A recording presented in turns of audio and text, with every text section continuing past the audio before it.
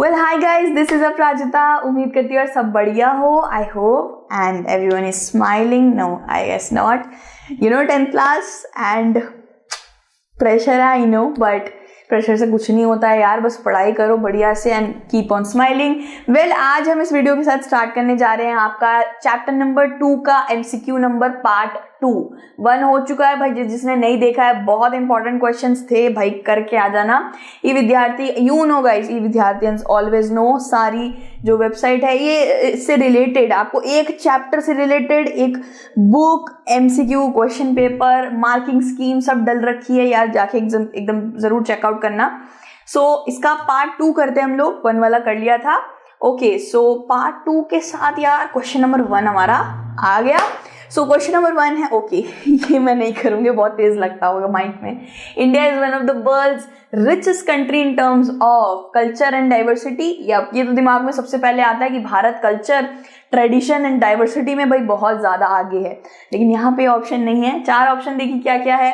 Mineral resource, mineral में diverse है, forest या जंगल में डाइवर्स है, बायोलॉजिकल डाइवर्सिटी है, या ऑल ऑफ द अबव। अब इस चीज को समटाइम्स बायोलॉजिकल वर्ड, ये बायोडाइवर्सिटी वर्ड, ये हम अच्छे से ना डीपली पढ़ते नहीं है।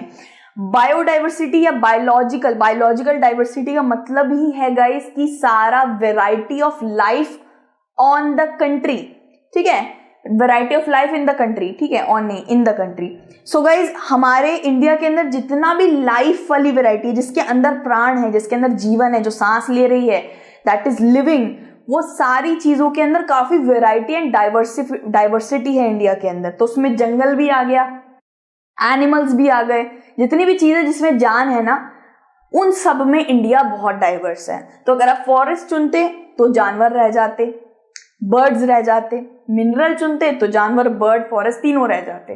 सर बेटर है कि सब में सब समा जाए, तो बायोलॉजिकल डाइवर्सिटी में लगा जाए ठीक है सर, ये एक चीज था, मैंने आपको क्लियर कर दिया। जो भी वेराइटी ऑफ लाइफ है सब पे लगाना चाहिए। तो बायोलॉजिकल डाइवर्सिटी का यही मतलब होता है, variety of life in the country India.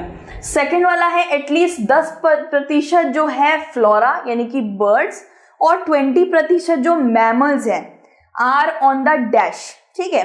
20% जानवर और 10% बर्ड्स, ठीक है।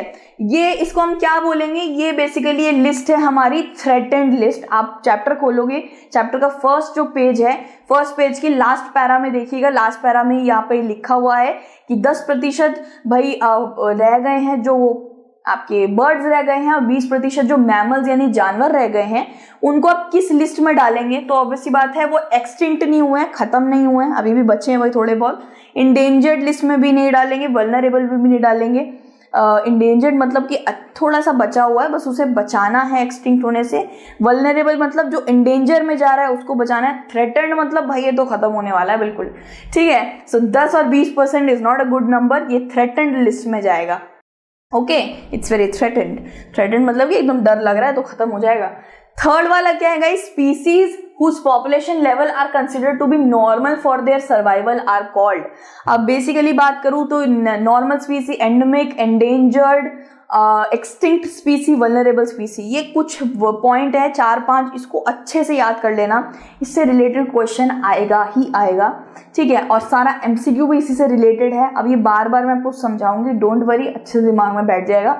यहाँ पे पूछा है ऐसी स्पीसी बताइए जिसका सर्वाइवल नॉर्मल चल रहा है, डिसेंट चल रहा है, कोई खत्म नहीं हो रहा, नहीं ऐसा कुछ है, बढ़ रहा है, बढ़िया चल रहा है, दैट इज नॉर्मल चल रहा है, तो नॉर्मल स्पीसी में जाएगा ना। तो यहाँ पे नॉर्मल स्पीसी डाल देते हैं। इसका आपका एग्जांपल होगा रोडेंट्स, चूहे वगैरह एक बार में 8 बच्चे दे देते हैं, 6 से 8 दे देते हैं। एंड साल लीव हो गए, साल के जो ट्रीज हैं वो बहुत ज्यादा मात्रा में है इंडिया के अंदर।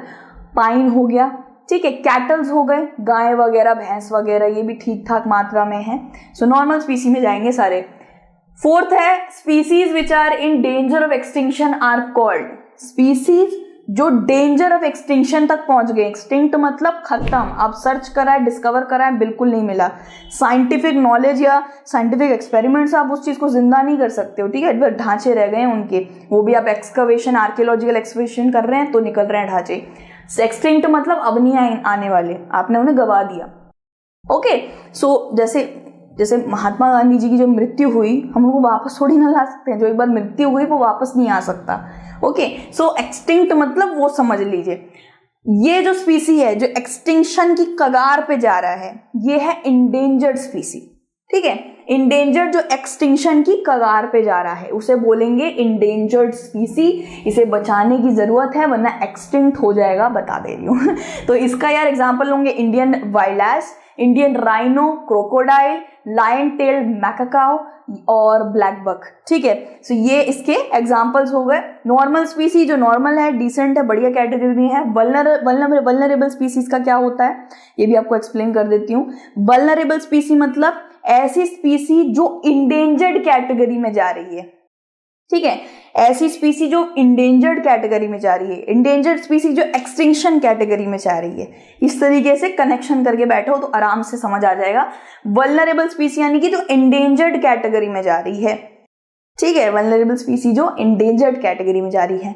रेयर स्पीसी जो वल्नरेबल और इंडेंजर्ड कैटेगरी में जा रही है। ठीक है, वल्नरेबल में सिर्फ इंडेंजर्ड नाम आएगा, रेयर में इंडेंजर्ड और वल्नरेबल नाम आएगा, ये आपको याद रखना है। ठीक है, सो इंडेंजर्ड पे भाई हमने लगा दिया। इसके बाद है फिफ्थ वाला, स्पीसीज जिसकी पॉपुलेशन डिक्लाइन होती जा रही है, from where it is likely to move into endangered category. अब ऐसी स्पीसी जो इंडेंजर्ड कैटेगरी में जा रही है, इंडेंजर्ड कैटेगरी एक्सटिंक्शन कैटेगरी में जा रही थी, तो ऐसी कौन सी स्पीसी है जो इंडेंजर्ड में जा रही है?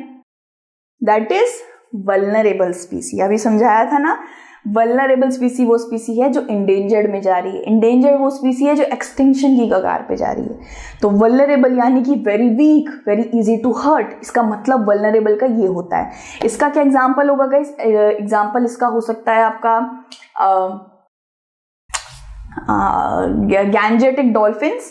Gangetic dolphins, Asiatic elephant I guess. ठीक है, सो ये इसके आगे वो है एग्जांपल्स हैं।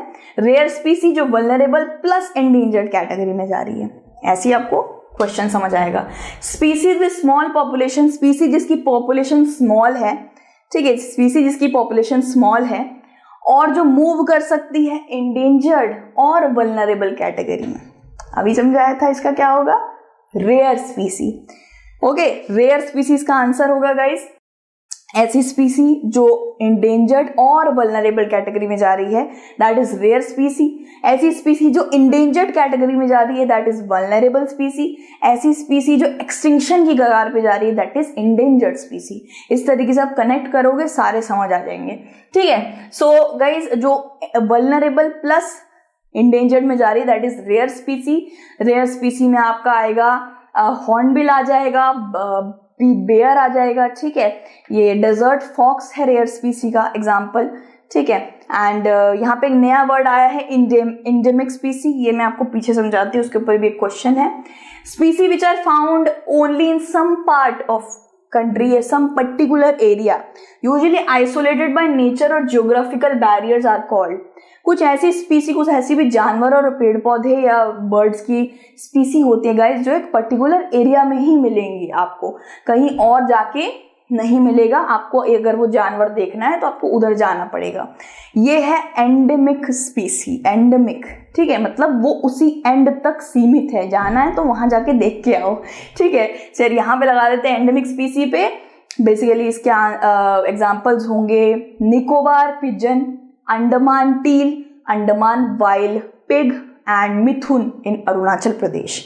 ठीक है, ये अगर आपको अंडमान पिग देखना है ना, वाइल्ड पिग, तो जाओ अंडमान में। ठीक है, तो ये आपको इंडिया में किसी और क्षेत्र में नहीं दिखेंगे, जहां बोला है वहीं दिखेंगे, पर्टिकुलर एरिया में, that is endemic. Okay, question number 8 है which species which are not found after searches of known और likely areas where they may occur are called. भाई जहां वो जानवर मिलता था वहां जाके ढूंढा, और जगह जाके ढूंढा, सर्चेस मारे, डिस्कवरी करा, बहुत जगह ढूंढा, वो जानवर मिल ही नहीं रहा है। अब वो जानवर मिल ही नहीं रहा है मतलब खत्म हो गया है। ठीक है, उसकी थोड़ी भी पॉपुलेशन नहीं बची है, 1 या 2 मिल जाते हैं तो ठीक है, अदरवाइज उसको थोड़ा तो किसी कैटेगरी में तो डालना पड़ेगा। सो दैट इज एक्सटिंक्ट, यानी खत्म हो चुका है। अब इसमें आप में से बहुत सारे बच्चे लिख के अगर आ जाओगे dinosaur dinosaur, mammoth, sabre tooth, मुझे पता है बहुत लोगों को पता है, ग्लिप्टोडॉन, आपका पता नहीं और भी क्या क्या नाम होते हैं जो एक्सटिंक्ट हो चुके हैं, बट बहुत सारे, डोडो हो गया, इनके नाम मत लिखना गाइस, बिल्कुल मत लिखना, इस पे शायद नंबर कट जाएंगे आपके, क्योंकि हम हायर क्लास में आ गए हैं। छोटी क्लास में अगर आप ये नाम लिख देते तो मैम कर देती, नंबर दे देती कि चलो लिखा तो है एक्सटिंक्ट वैरायटी, लिखी तो है, भले ही बहुत पुरानी है। तो ये जो जानवरों के नाम लिए मैंने वो 4000 साल पुराने हैं। 1690 AD इसका डोडो था, ठीक है। कुछ 1100 AD के थे, AD यानी आफ्टर डियोल, पता नहीं ऐसे कुछ बोलते हैं। So that is very very पीछे। अभी के जो एक्सटिंक्ट वैरायटी आपको उसके नाम लिखना है। तो अभी का आप 2 नाम लिख सकते हो, first is pink headed duck and second is Asiatic cheetah, ठीक है। हम आपकी बुक के अंदर भी यही नाम है। पिंक हेडेड डक को 1949 के बाद देखा ही नहीं गया गाइस। ये इसलिए एक्सटिंक्ट हो गए क्योंकि इनका जो एनवायरनमेंट इनको चाहिए था, जो वातावरण में ये रह सकते थे, वो इन्हें मिला नहीं, बहुत ज्यादा तबाह हो गया एंड देन डेथ हो गई, ठीक है। डेथ क्या, खत्म हो गए। एशियाटिक चीता की बात करी जाए तो एशियाटिक चीता 1952 के बाद देखा नहीं गया भारत में।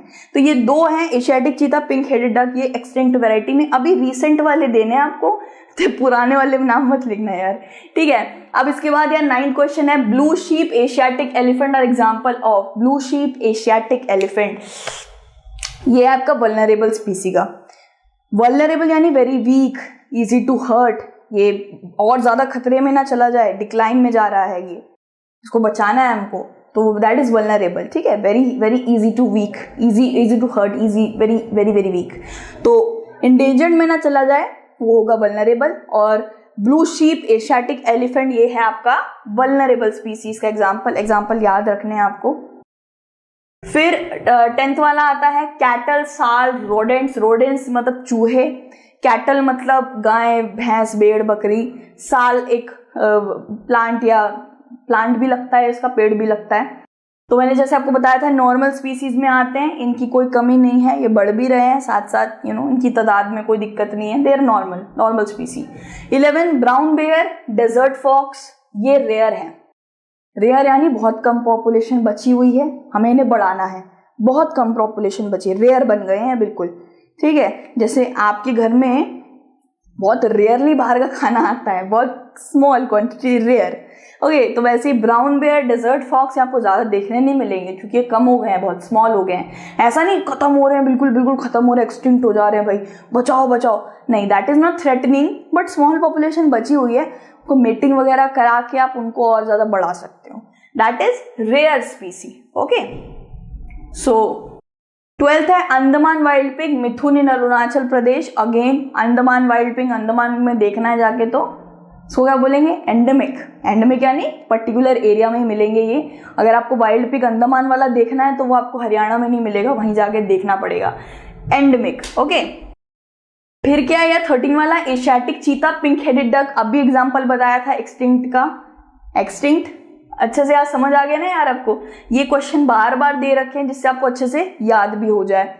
तो चीता can move at the speed of, ये इसमें आप थोड़ा गड़बड़ कर सकते हो क्योंकि यार इतना कौन याद रखता है डेप्थ में, लेकिन चीता वाला बॉक्स है एक एशियाटिक चीता वाला भारत का, आपकी बुक के अंदर ही 112 किलोमीटर प्रति घंटे की रफ्तार उसमें लिखी हुई है। इवन बहुत से चीता वेराइटीज होती है वो इससे भी ज्यादा तेज भागते हैं। Cheetah is the world's fastest animal, so 112 kilometre प्रति घंटे की रफ्तार से भागता है। Here you go, 14 to 14 question एकदम बढ़िया कर डाले यार हमने। आई गेस आपको ये जो 5 है स्पीसीज वो समझ आ गए होंगे। एक बार फिर से लास्ट में समझा देती हूँ। एक्सटिंक्ट जो खत्म है, एक भी नहीं मिलेगा अब, और आप उसको फिर से बना भी नहीं सकते हो, ठीक है। डायनासोर अब फिर से नहीं बन सकते। एक्सटिंक्ट वो हो गया। इंडेंजर्ड स्पीसी वो होती है जो एक्सटिंक्ट होने जा रही है। वल्नरेबल स्पीसी वो होती है जो एंडेंजर्ड में जा रही है, और रेयर स्पीसी वो होती है जो वल्नरेबल या एंडेंजर्ड में चली जाएगी। एंडेमिक पर्टिकुलर एरिया में मिलेगा। थ्रेटेंड यानी कि भाई बिल्कुल कम बचा है, इसे बचा लो, थ्रेटनिंग में जा रहा है, ओके। सो ये हमने कर लिया, अच्छे से समझ जाना, बस इसके एग्जाम्पल अच्छे से फॉलो अप कर लेना, समझ लेना। सो आई होप ये अच्छे से समझ आ गया होगा। बाकी एमसीक्यूज को भी यार अपने से प्रैक्टिस करो, बुक और पेन लेके अपना लिखते रहो, कितने में मैं कितना स्कोर कर रहा हूँ और कितने में क्या प्रैक्टिस चाहिए, ठीक है, क्योंकि ये आते हैं भाई, ये एंडेमिक वाले ये सब तो वो देंगे, पक्का देंगे, ठीक है। सो आई होप समझ आया अच्छे से। God bless you everyone and always keep smiling. God bless you, bye bye.